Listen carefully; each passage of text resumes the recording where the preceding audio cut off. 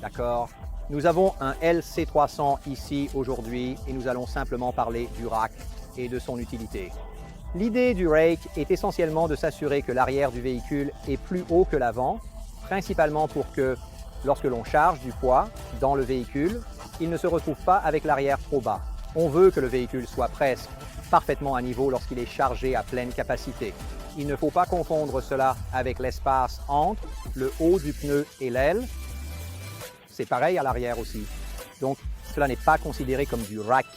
Le rake, c'est encore une fois la distance du sol jusqu'au-dessous du joint. Et là encore, on cherche environ 15 à 20 mm de rake. Et c'est traditionnellement ce que la plupart de nos kits de suspension proposent.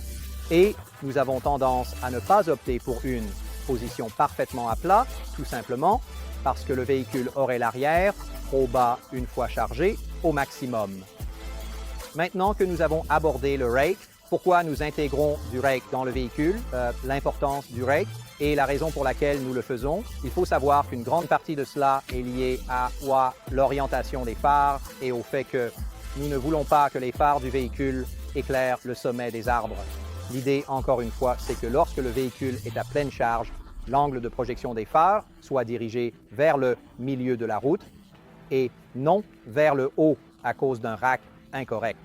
Un autre effet secondaire du fait de ne pas avoir la bonne quantité de râteau serait de voir la diminution du lanceur de sort. Nous savons donc que lorsque vous installez un ensemble de bras de commande supérieurs, vous pouvez augmenter cet angle de chasse et nous avons abordé ceci plus tôt, encore une fois, lorsque nous parlions de pousser la roue avant, vers l'avant en installant des bras de commande de rechange et l'avantage de cela est d'augmenter la chasse.